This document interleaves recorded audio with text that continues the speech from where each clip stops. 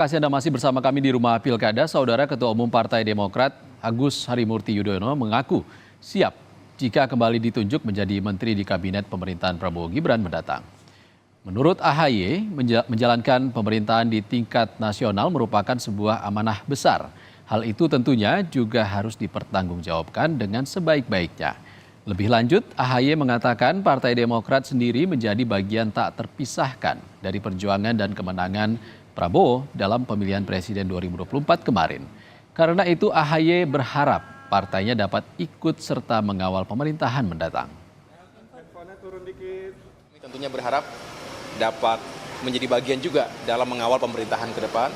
Dan ini juga yang diharapkan dan ditugaskan oleh beliau kepada kami, keluarga besar Partai Demokrat termasuk saya sendiri tentu harus siap menjalankan tugas apapun yang diberikan oleh beliau.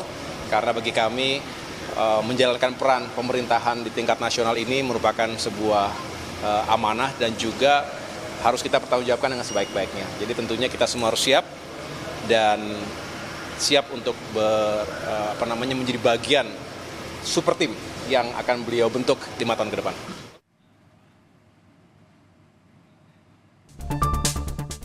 Pelantikan Prabowo Subianto Gibran Rakabuming Raka menjadi Presiden dan Wakil Presiden RI tidak berlangsung lama lagi, yakni pada 20 Oktober 2024. Menjelang pelantikan keduanya sudah muncul kabar Kabinet Prabowo Gibran akan diisi 44 menteri.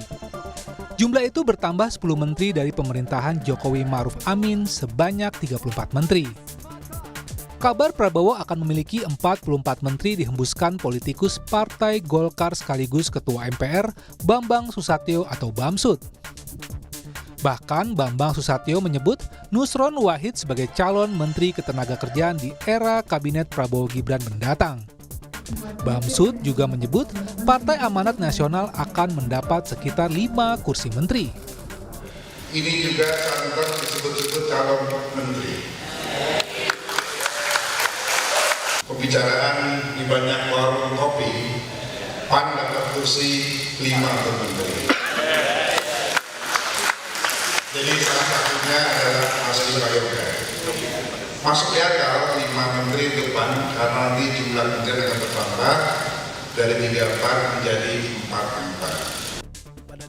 Ketua Umum Partai Golkar Bahlil Lahadalia tak ada masalah jumlah kementerian ditambah menjadi 44 untuk mempercepat program Prabowo Gibran. Menurut Bahlil, setiap presiden mempunyai gaya kepemimpinan masing-masing, termasuk soal tugas-tugas kementerian. Ya nggak apa-apa kalau itu dianggap kebutuhan kan mau melakukan percepatan, nggak ada masalah kok. Tinggal tupoksinya aja. Dan saya pikir itu masing-masing pemimpin kan punya style yang berbeda, ya. Ketua Harian Partai Gerindra Sufi Dasko Ahmad mengungkap rencana penambahan jumlah kementerian di Kabinet Prabowo Gibran mendatang. Menurut Dasko, memang ada usulan untuk menambah jumlah kementerian. Namun soal berapa pastinya masih terus dilakukan simulasi. Berapa jumlah sampai dengan sekarang masih kita simulasikan. Bahwa penambahan kementerian itu adalah untuk optimalisasi daripada tugas-tugas kementerian dalam rangka kita itu memenuhi janji kampanye yang kemudian ada di Asta Cita, program dan program aksi yang kemarin dilakukan pada saat kampanye. Peneliti Institute of Southeast Asia Studies ISES Made Supriyatma menilai jumlah menteri hingga 44 dinilai terlalu banyak jika dibandingkan dengan negara besar seperti Amerika Serikat yang hanya 26 menteri. Menurut Made Supriyatma, secara realistis penambahan jumlah menteri di Kabinet Prabowo Gibran lebih pada akomodasi kekuatan politik yang akan jadi penopang kekuasaan politiknya nanti. Kalau kita lihat sebenarnya dari sisi real politik ya ini kan sebenarnya akomodasi.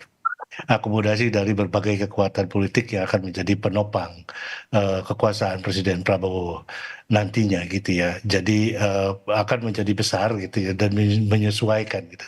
Dicarikan pos-posnya, kemudian ada tawar-menawar, siapa yang mendapat apa, kemudian kementerian strategis mana yang kementerian kelas A, kelas B, kelas C gitu ya, mana yang strategis, mana yang uangnya banyak dan lain sebagainya gitu, atau mana yang simbolik aja gitu. Sebelumnya, dalam revisi Undang-Undang Kementerian Negara yang dibahas di DPR, mencantumkan poin yang sebelumnya membatasi jumlah kementerian paling banyak 34. Menjadi sesuai dengan kebutuhan Presiden dengan memperhatikan efektivitas penyelenggaraan pemerintahannya. Jika RUU Kementerian Negara disahkan nanti, maka akan memberi kebebasan bagi Prabowo untuk menambah jumlah kementerian setelah dilantik jadi Presiden pada Oktober mendatang. Tim Liputan, Kompas TV. Lalu seberapa efektif wacana penambahan nomenklatur jadi 44 kementerian? Seperti apa pula implikasinya terhadap anggaran yang pastinya akan membengkak? Untuk membahasnya sudah bergabung bersama Rumah Pilkada, Direktur Eksekutif Trias Politika Strategis Agung Baskoro. Selamat sore Mas Agung. Selamat sore, Mas Ihsan. Mas, bagaimana Anda melihat rencana penambahan jumlah kementerian ini? Iya, rencana ini memang sudah diduga oleh banyak kalangan ya, karena memang postur koalisi Indonesia Maju Plus ini terus bertambah dengan masuknya PKS, PKB, dan Nasdem, otomatis ada kontraksi dan efek politiknya kepada postur kabinet yang akan dibentuk oleh pemerintahan Prabowo Gibran. Dan di titik ini saya kira mau tidak mau penambahan kementerian ataupun nomenklatur kementerian menjadi sebuah keniscayaan. Namun kita perlu pahami bahwa ada ekses-ekses yang mengemuka ya, selain soal ekonomi ya, anggaran seperti itu, kemudian juga soal ekses teknokratis ya, bisa ada arahan tumpang tindih, miskoordinasi, miskomunikasi seperti itu. Yang ketiga lagi yang bisa menjadi soal adalah bagaimana kemudian ya efektivitas dalam mengakselerasi program-program pemerintahan Prabowo Gibran selama yang kemarin disampaikan saat masa kampanye. Seperti itu, Mas Ihsan. Mas Agung kan tapi sudah dibentuk seperti Badan Gizi Nasional. Ada juga Iya. rencana Kementerian Perumahan. Itu semua terkait dengan program-program yang akan dilakukan Prabowo Gibran nanti. Tapi ada tudingan kalau ini adalah untuk mengakomodasi kekuatan parpol koalisi. Sepertinya bagaimana ini yang sebenarnya? Iya, Mas. Jadi sebenarnya di setiap masa pemerintahan periode pertama Prabowo Gibran sementara ini idealnya memang ada arahan dari kalangan profesional mendominasi seperti itu. Karena apa? Karena eh, kalau misalkan didominasi oleh kalangan non profesional atau partai, dikhawatirkan mengirimkan pesan yang kurang positif kepada publik.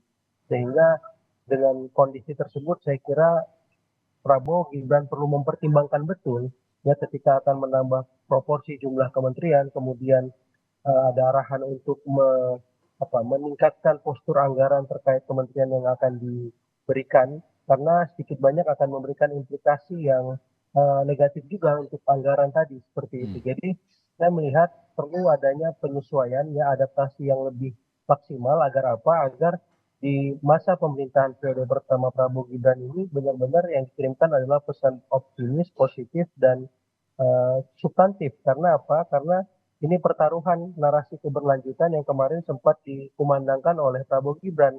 Bila tidak maksimal, ya ini bisa memberikan dampak yang kurang positif ya bagi performa pemerintahan di 100 hari kinerja pertamanya seperti itu. Oke, Mas Agung, jadi menurut Anda perlu nggak sih sebenarnya kementerian atau lembaga baru untuk menuntaskan program janji Prabowo Gibran itu? Otomatis perlu, Mas. Karena apa? Karena ini menjadi tolak ukur ya keseriusan Presiden Prabowo ketika dia sejak awal mengumandangkan visi misi program semasa kampanye Pilpres kemarin. Jadi dengan hadirnya Badan Gizi Nasional, Menteri Perumahan, dan seterusnya itu saya kira itu salah satu arahan positif bahwa tim sinkronisasi yang kemarin juga dibentuk memang sudah bekerja, bahkan beberapa nama sudah dilantik menjadi wakil menteri bahkan menteri seperti itu. Jadi saya melihat ada arahan yang bagus, cuman memang yang perlu dikawal bersama apakah sebanyak itu jumlah kementerian yang akan dibuat ya, karena konsekuensinya tadi ya, ada konsekuensi teknokratis, ada konsekuensi soal ekonomis, ada konsekuensi lain yang memang itu akan membuat dinamika di internal Koalisi Indonesia Maju Plus akan terus berkembang seperti itu.